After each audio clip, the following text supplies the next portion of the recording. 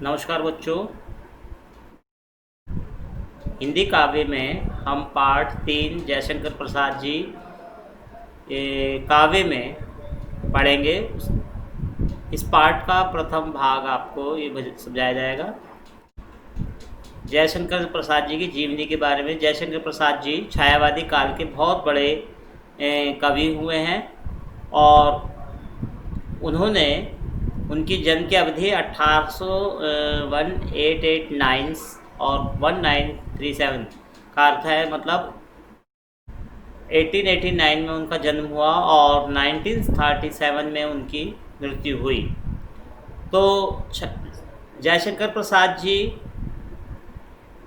आधुनिक साहित्य में एक श्रेष्ठ कवि है और द्विवेदी युग की स्थूल और इतिवृत्तात्मक कविता धारा को सूक्ष्म भाव में बताने का जो प्रयास किया वो प्रसाद जी ने ही किया। और छायावाद के ये आधार स्तंभ पुरुष रहे हैं, ये नाटककार उपन्यासकार भी रहे। छायावाद के प्रवर्तक और उन्नायक महाकवि जयशंकर प्रसाद का जन्म काशी के एक प्रतिष्ठित परिवार सुखदेव साहू नाम के परिवार में हुआ था और उस समय माघ शुक्ल दशमी 1946 यानी 1879 को हुआ था। इनके पिता बाबू शिवरतन साहू और तंबाकू के बहुत बड़े व्यापारी थे। ये समृद्ध व्यक्ति थे, विद्वानों और कलाकारों धार्मिकों को पर्याप्त मान सम्मान प्रदान करते थे। और प्रसाद जी के पिताजी देवीसाद में भी सभी गुण विद्यमान थे। इन माता पिता बड़े भाई का देवसान इनके अल्पायु में हो गया था। लाड प्यार से विमुख प्रसाद जी को व्यवसाय और परिवार का समस्त उत्तरदायित्व सहन करना पड़ा। इन्होंने विद्यालय शिक्षा छोड़ दी और घर पर ही अंग्रेजी शिक्षा, हिंदी, बांग्ला, उर्दू आदि भाषाओं का अध्ययन किया। फिर उन्होंने अपने पैतृक कार्य को संभाला। प्रसाद जी के व्यक्तित्व का विश्लेषण करते हुए डॉक्टर इंद्रनाथ मदान ने अपनी पुस्तक आधुनिक कविता का मूल्यांकन में लिखा कि प्रसाद गंभीर और शांत प्रवृत्ति के थे।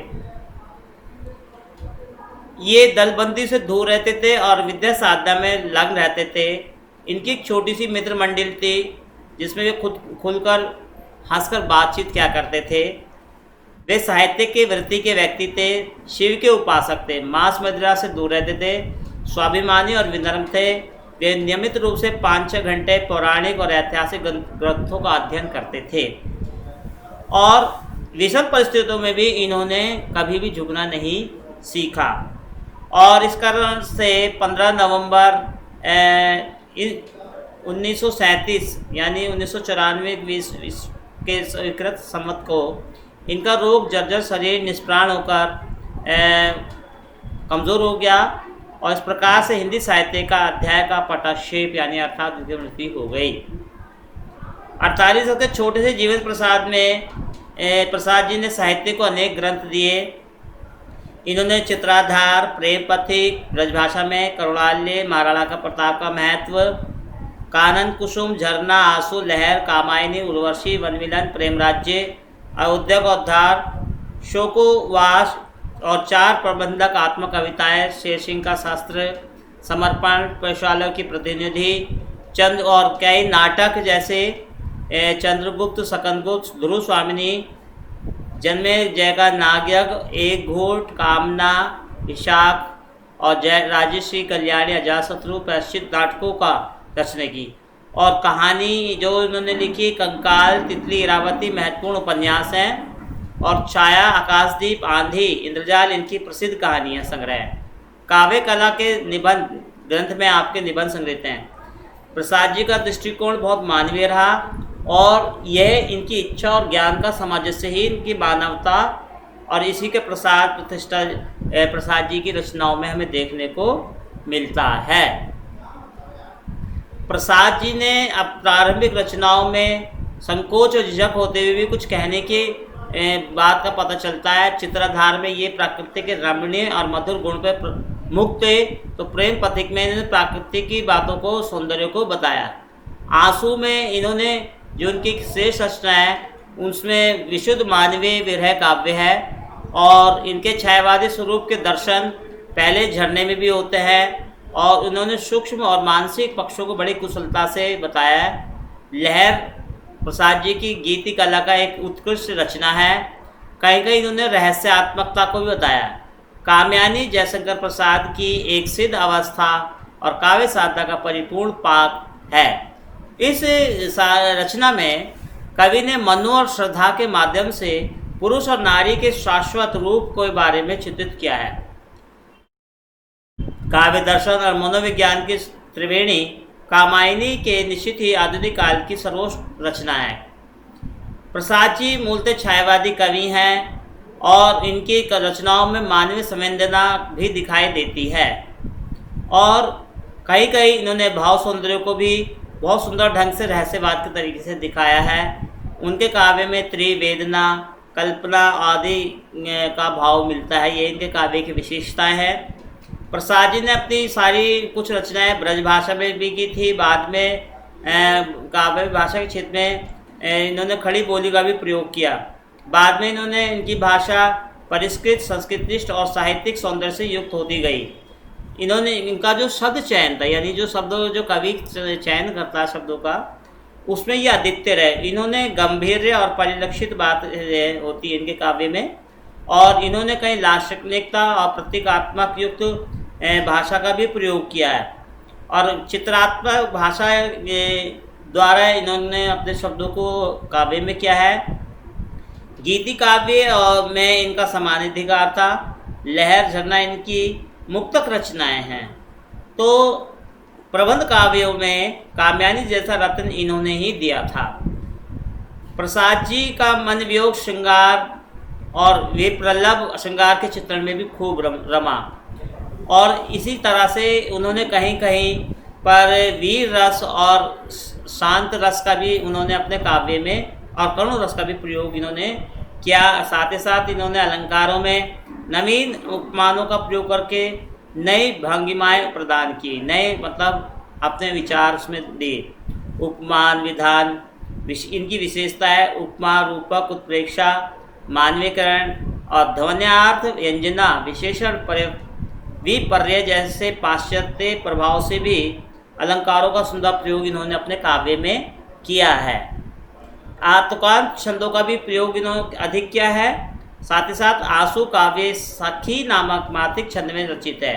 इसमें 14 मात्राएं हैं बच्चों, और इसके अलावा तांडक, पादाकुलक, रूपमाला, सार, रोला आदि छंद भी मिलते हैं। साथ ही साथ इन्होंने अंग्रेजी के सोनेट, बांग्ला के त्रिपदी और प्यार जैसे छंदों का भी सफलतापूर्वक किया है। निष्कर्ष रूप से कह सकते हैं कि प्रसाद जी का हिंदी काव्य में बहुत ऊंचा स्थान है, और जिस प्रकार से तुलसी जी ने रामचरितमानस लिखी है, इसी प्रकार से कामायनी भी जयशंकर प्रसाद जी की एक महान कृति है। और इस प्रकार से इसमें संदेह नहीं है कि सदियों तक साहित्य नहीं है समझ सकेगा कि तुम मानव थे या मानवता के महाकाव्य थे। तो बच्चों, इसमें एक क्वेश्चन आता है विशिष्ट उत्तरीय में कि मतलब कवि का जीवन परिचय दीजिए, या कवि की साहित्य की विशेषताएं लिखिए, या कवि के मतलब काव्य के रचनाओं की विशेषताएं बताइए काव्यगत। तो उसका जो उत्तर है मैं आपको बता रहा हूँ वीडियो में। आप अपनी कॉपी में वो प्रश्न लिख कर ये जीवनी आप कर लेंगे। जहाँ से मैं निशान लगा रहा हूँ वहाँ तक आप इसे कर लेंगे जीवनी को। तो देखते हैं कहाँ तक।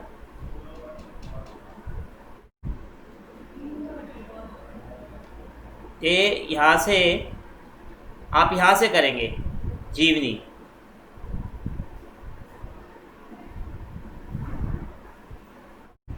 ये जीवनी करनी है यहाँ से, और ये यहाँ तक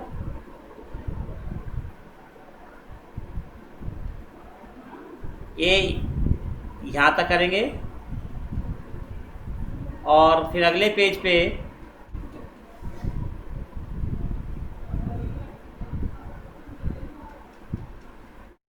ये यहाँ से करेंगे।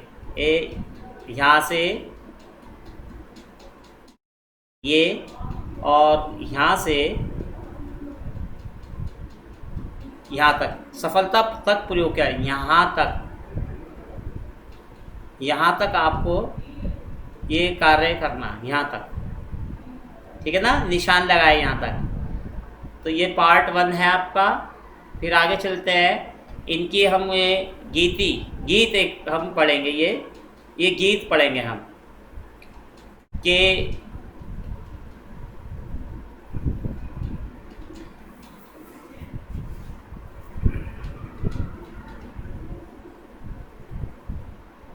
बीती विभावरी जागरी, अंबर पनघट में डुबो रही, तारा घट उषा नागरी। ये गीत है जयशंकर प्रसाद जी का। खग खग कुल कुल कुल सा बोल रहा, किसले का आंचल डोल रहा, लो यह लतिका भी भर लाई, मधु मुकुल नवल रस गागरी, अधरों में राग अमंद पिए, अलकों में मलयज बंद किए, तू अब तक सोई है आली, आंखों में भरे विहागरी। तो हम यहाँ पे ये समझेंगे संदर्भ में कि ये प्रसंग में इस गीत में कवि ने प्रातःकालीन सौंदर्य का सुंदर वर्णन किया है। प्रातःकालीन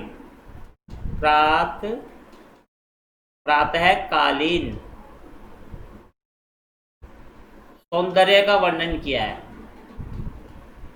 प्रातःकालीन सौंदर्य का क्या कर रहा है? वर्णन किया है। तो विभावरी का मतलब है यहाँ पे बच्चों रात्रि, रात। अंबर पनघट, अंबर पनघट, पनघट माने होता है पानी भरने का जगह। ताराघट, ताराघट माने होता है ये तारा रूपी घड़ा, तारा रूपी घड़ा जैसे पानी भरते हैं। और नागरी माने होता है चतुर, चतुर।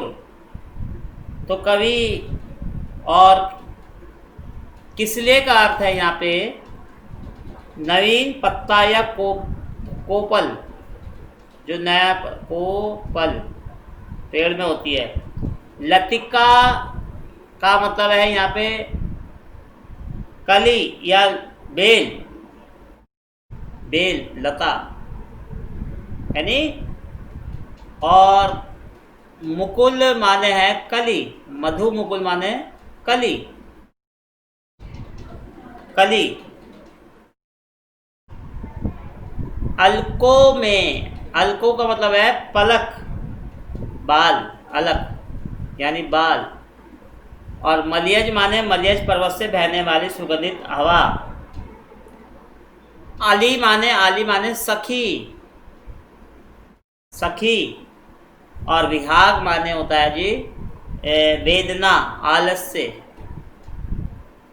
तो अब हम इसे देखेंगे कि इसमें कवि ने बहुत सुबह का सुंदरता का वर्णन किया है कि सुबह हो रही है और जो सारा जो है सूर्य वगैरह मतलब उगाया है। तो ऐसे समय में कवि कहते हैं कि एक सखी दूसरी सखी से कहती है, क्या कहती है? एक सखी दूसरी से कहती है, दूसरी सखी से कहती है, सखी से कहती है। क्या क्या कहती है? कि बीती विभाव जागरी, कि हे सखी रात्रि बीत गई है, अब तेरा जागना ही ठीक है, क्योंकि अंबर पनघट में डुबो रही, तारा घट उषा नागरी। के गगन रूपी पनघट में, गगन रूपी पनघट में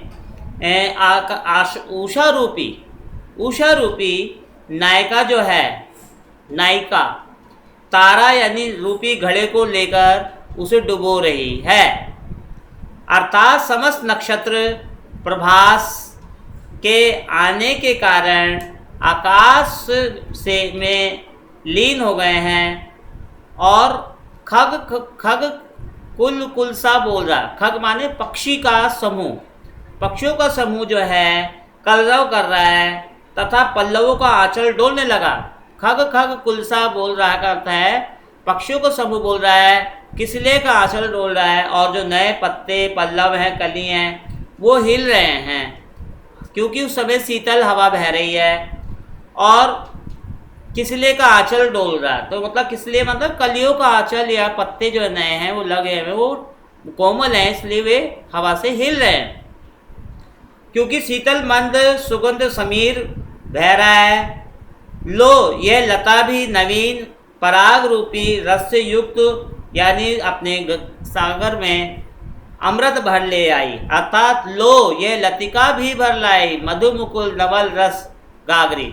जब मतलब कि ये जो नई बेल है इसमें जो कली खिली है, फूल खिले हैं, तो उसके फूल खिलने से उसमें जो पराग है ऐसा लगता है कि मानो कि कोई सखी जो है पानी भर के लेके आ गई हो। इस प्रकार से समस्त कलियां पुष्पों में परिवर्तित होकर पराग से युक्त हो गई हैं, रस से भर गई हैं।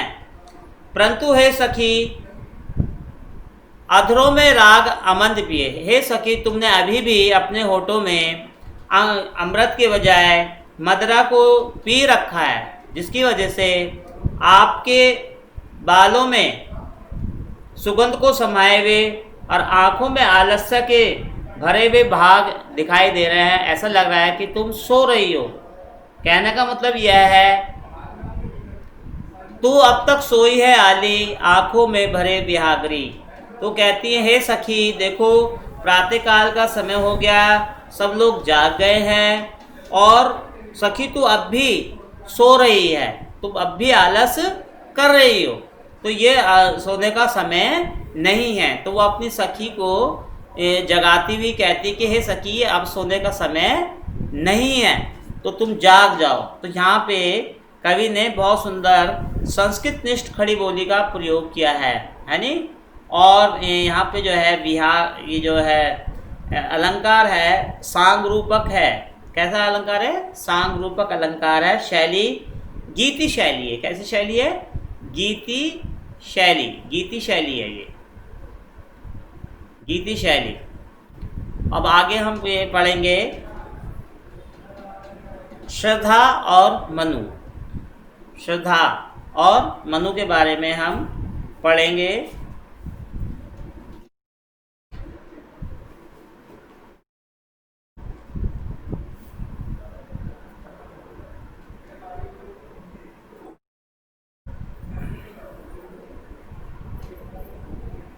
कौन तुम संस्तृत जल निधि तीर तरंगों से फेंकी मणि एक कर रहे निर्जन का चुपचाप प्रभा की धारा से अभिषेक। अभिषेक मधु विश्रांत और एकांत जगत का सुलझा हुआ रहस्य, एक करुणा में सुंदर मौन और चंचल मन का आलस्य। तो यहाँ पे हम देखेंगे कि यहाँ पे श्रद्धा जो है, श्रद्धा एक स्त्री है। श्रद्धा जो है एक स्त्री है। श्रद्धा श्रद्धा श्रद्धा एक स्त्री है और मनु जो है पुरुष है। मनु तो वो जो है श्रद्धा जो है मनु को निर्जान सुनसान जंगल में देखकर बैठकर पूछती है कि तुम कौन हो और तुम यहाँ क्यों बैठे हुए हो। तुम कौन हो, तुम यहाँ क्यों बैठे हुए हो। तो यहाँ श्रद्धा के लिए मनु का व्यक्तित्व उत्सुकता का कारण बना हुआ है। मतलब वो मनु बैठे हुए हैं और श्रद्धा जो है वो जानना चाहती है वो ऐसे क्यों बैठे हुए हैं। तो कहती हैं जो श्रद्धा मनु से प्रसन्न करती हैं। श्रद्धा जो है मनु से प्रसन्न कर रही हैं। क्या प्रसन्न कर रही हैं? क्या प्रसन्न करती हैं कि कौन हो तुम कौन हो। संसृत जल निधि का मतलब है भवसागर। तुम भवसागर के किनारे बैठने वाले मानव तुम कौन हो। वो पूछती हैं जिस प्रकार सागर की लहरें अपनी तरंगों से मणियों को अपने किनारे फेंक देती है, तरंगों से फेंकी मणि एक कर रहे निर्जान का चुपचाप प्रभा की धारा से अभिषेक। जिस प्रकार से समुद्र की लहरें कई तरह की मणियों को समुद्र के किनारे फेंक देती है, तो इसी प्रकार से तुम फेंके हुए तुम कौन हो? तुम चुपचाप इस निर्जन वन में क्या कर रहे हो? और अपनी आभा से युक्त सुशोभित सिंचित हो रहे हो।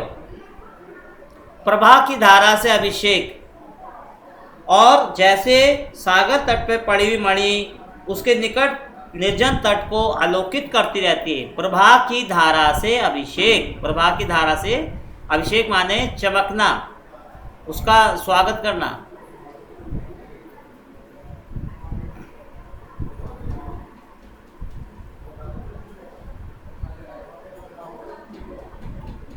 मधुर विश्रांत और एकांत जगत का सुलझा हुआ रहस्य। कवि कहते हैं कि इस निर्जन स्थान को अपनी आभा से उस प्रकार सुशोभित कर रहे हो जैसे सागर तट पड़ी हुई मणि उस स्थान को, निर्जन स्थान को सुशोभित करती है।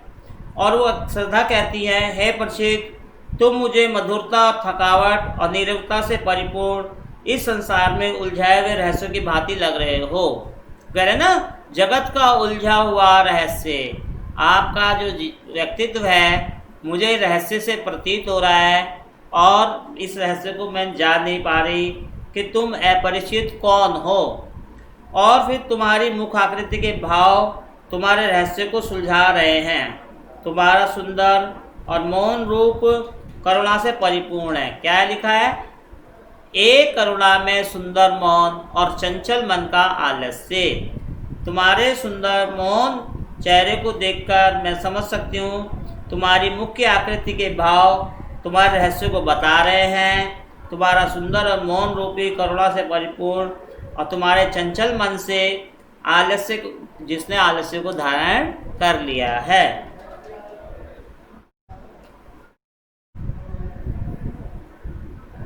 सुना यह मनु ने मधुर गुंजार, मधुकरी का साथ जब सानंद, किए मुख नीचा कमल समान, प्रथम कवि का ज्यों सुंदर छंद, एक झटका सा लगा सहर्ष, निरखने लगे लुटे से कौन, गा रहा है ये सुंदर संगीत, कतूहल रह ना सका फिर मौन।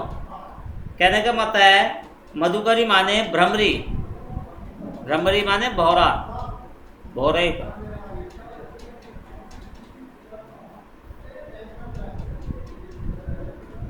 तो प्रलय के तदंतर श्रद्धा की निर्जन प्रांत में मनु से भेंट होती है।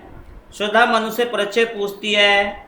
श्रद्धा का मधुर स्वर सुनकर मनु आश्चर्यचकित हो जाते हैं, और इसका वर्णन इसी पंक्तियों में किया गया है। इसी चीज़ का वर्णन उसमें कवि ने इन पंक्तियों में किया है।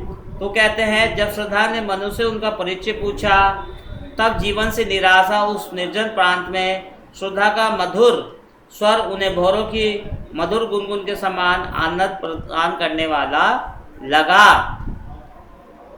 सुना ये मनु ने मधुर गुंजार, मधुर का सा आनंद। तो जब उन्होंने मनु ने ये आवाज़ सुनी तो वो आश्चर्यचकित हो गए, और किए मुख नीचा कमल समान, प्रथम कवि का जो सुंदर छंद। तब जिस मनु का मुख जो है ऐसे प्रतीत होता है मानो कोई खिला हुआ कमल नीचे को झुक गया है। उस कमल मुख से निकले मधुर शब्द मनु को किसी कविता की सुंदर कविता के समान लग रहे हैं, अर्थात उनका मन आह्लादित हो रहा है। प्रथम कवि का जो सुंदर छंद, छंद माने कविता की लाइन है। जिस प्रकार से खिला हुआ पुष्प का, कमल पुष्प को मुरझाया हुआ दिखता है, तो इस प्रकार से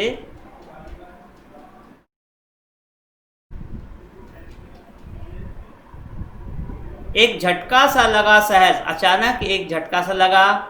निरखने लगे लुटे से, अचानक वो देखने लगे कि किसी ने हमें लूट लिया हो। कौन गा रहा है सुंदर संगीत? पूछा कि संगीत कौन गा रहा है? कुतूहल रह न सका फिर मौन। तो उनका जो आश्चर्य का जो ढंग था सोचने का, आश्चर्य दिखाने का, वो शांत नहीं हुआ। तो उन्होंने जो है, जब मनु ने जब अचानक प्रकट हुई, अपूर्व सुंदरी श्रद्धा को देखा तो उन्हें खुशी का एक झटका सा लगा।